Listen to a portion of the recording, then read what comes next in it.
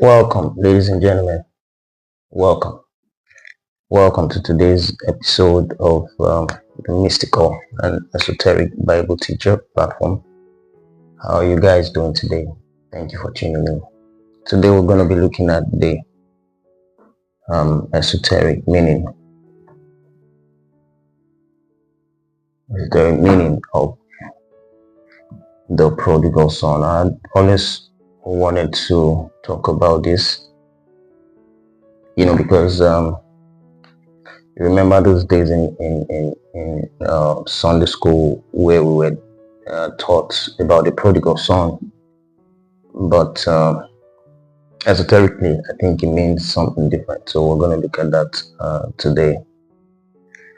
So pay close attention as I unfold the real meaning of the parable of the prodigal son. The prodigal son is not a story about sin and forgiveness, all right? It's not about sin and forgiveness. It's a story about forgetfulness and remembrance. It's a story about forgetfulness and remembrance. A story about forgetfulness.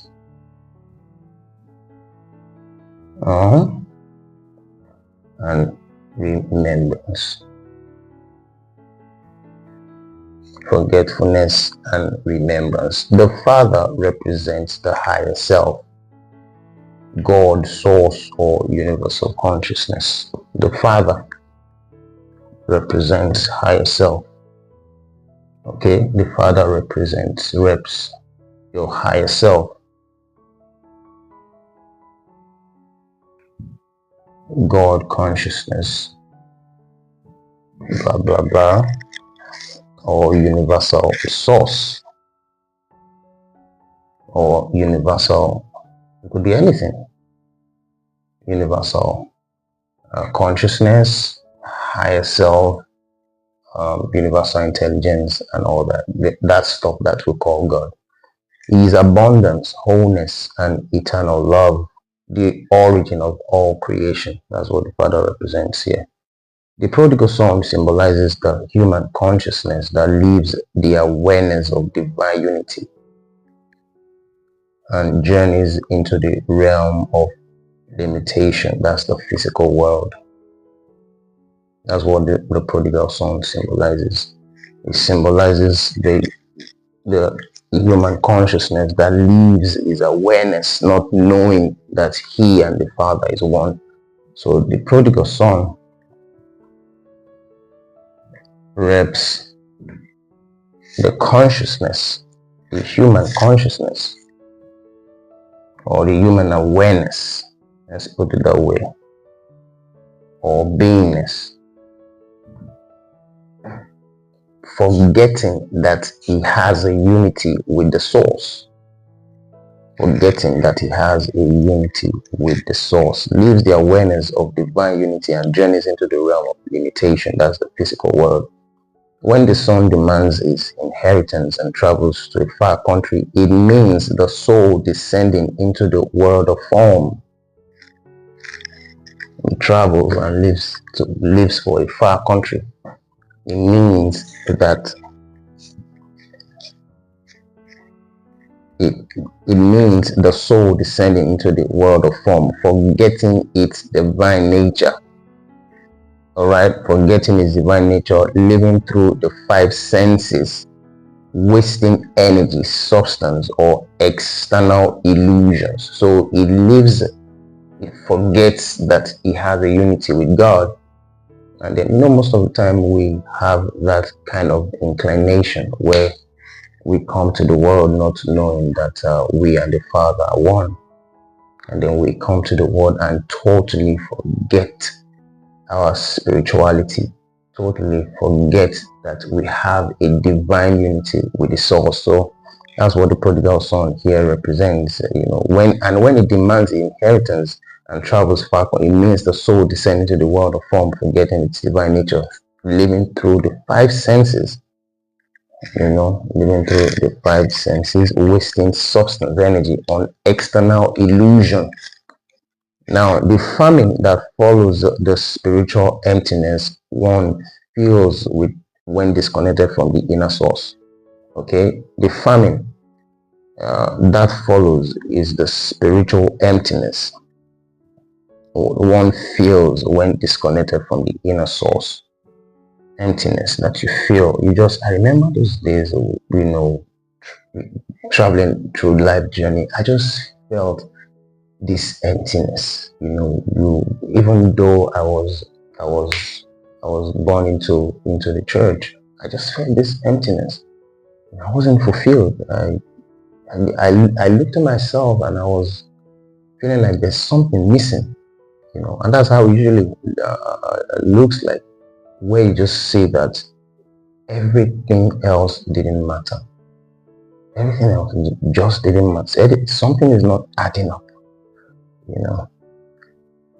feels so disconnected from the inner source, and most of us are living our lives that way every day, feeling disconnected, way disconnected.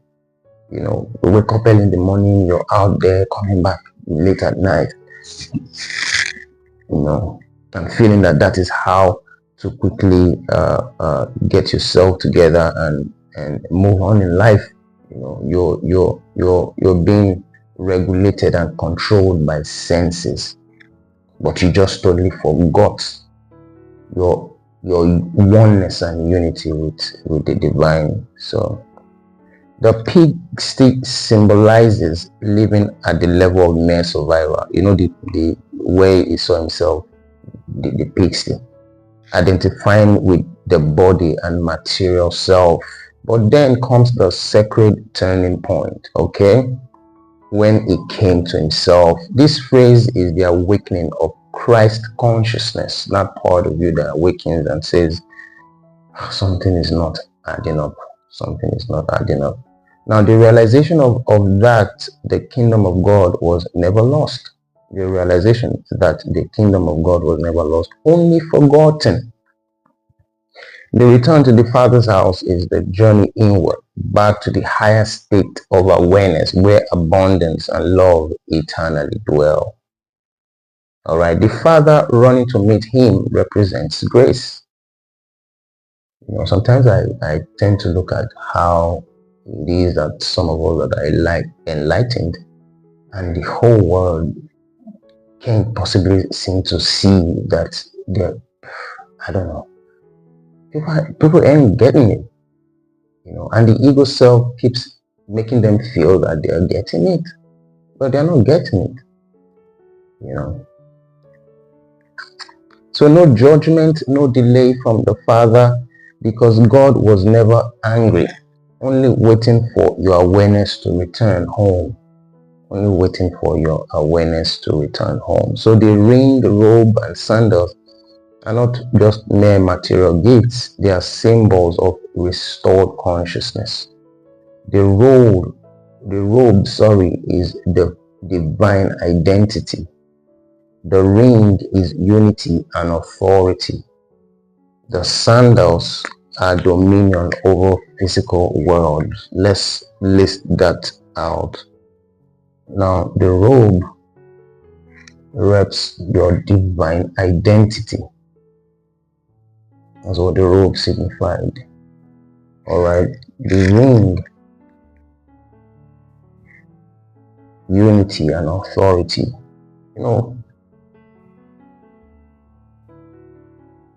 Authority, and then you have the sandals. So it represents dominion over physical world, over the physical world. So the robe, divine identity, the ring, unity and authority, the sandal, dominion over physical world. And the elder brother, which is another stuff that we need to look at. Sometimes we also forget that guy that was at home doing, all of the work. Now, the elder brother represents unawakened state. Elder brother Other brother reps the unawakened, the unawakened mind. Other brother representing the unawakened mind that still believes righteousness is earned through works, not awareness. So many of us are here, right here, that still believes that is the works of righteousness, that still believes righteousness is earned through works, not awareness. All right, so that's basically that's the parable of the prodigal son is all about. So let's quickly look at how it relates to us as individuals. Now, the story of the prodigal son isn't about rebellion, it's about consciousness, a journey from divine awareness through illusion and back to enlightenment. Knowing yourself, coming back to that awareness that you're source and that you are and source you are together. It's about consciousness, a journey from divine awareness to illusion back to enlightenment. All right, so the Father in this parable is the higher self, God, the source, the infinite mind. The prodigal son represents you, the soul, the individualized consciousness that chose to explore the world of matter.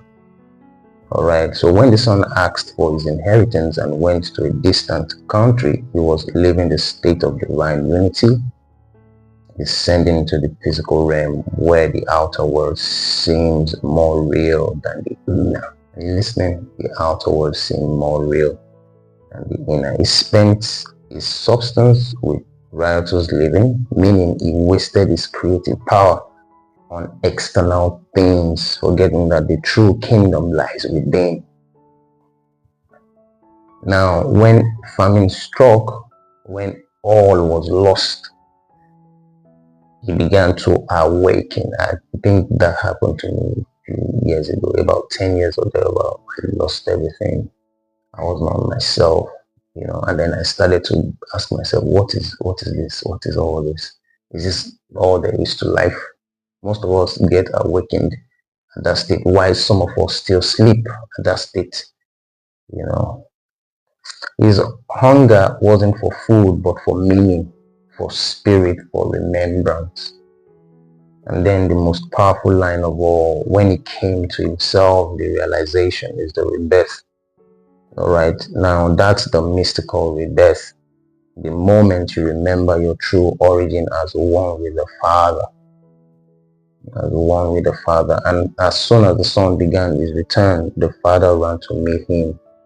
This shows that God or the universe never condemns, never delays.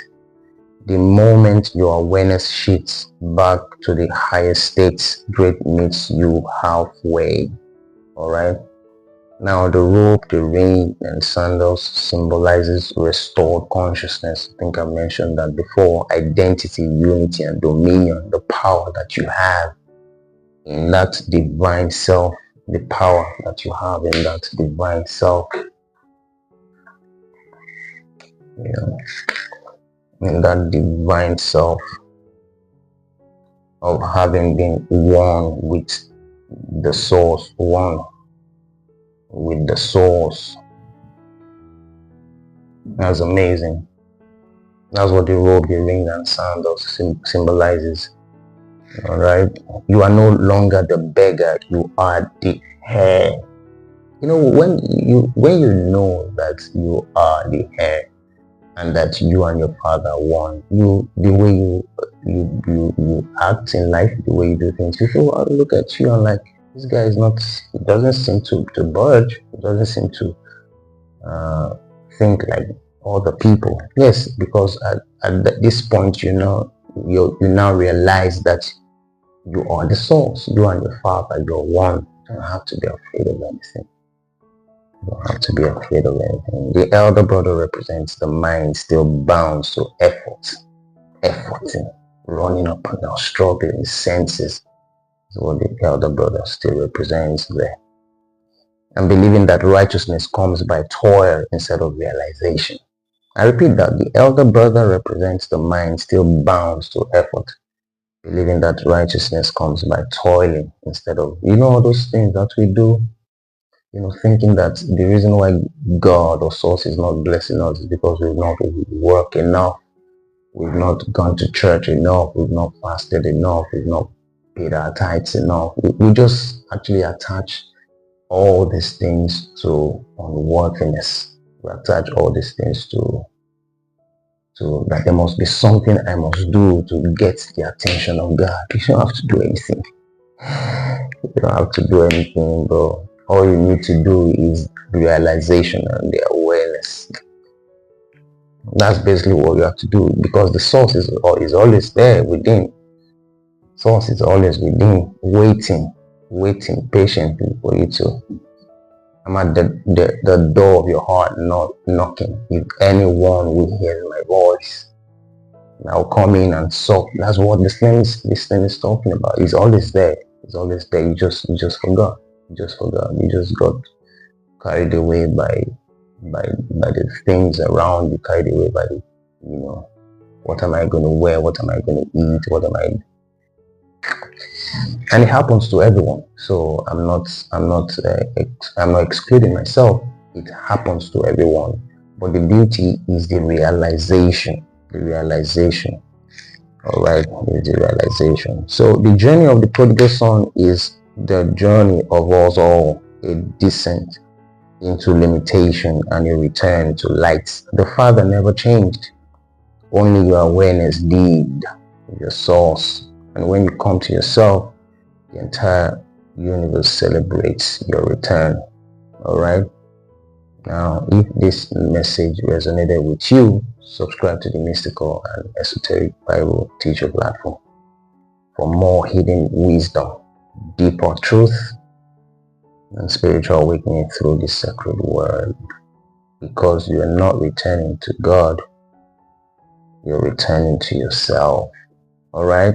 Because you're not returning to God, you are returning to yourself, your awareness that you and the Father are one. Having said that, ladies and gentlemen, I want to say a very big thank you for your support. Thank you for you staying tuned. And if you think this topic does resonate with you, please try and share, like, and subscribe to the channel for more. There's more to come. All right, having said that, I'll see you guys later. Bye for now.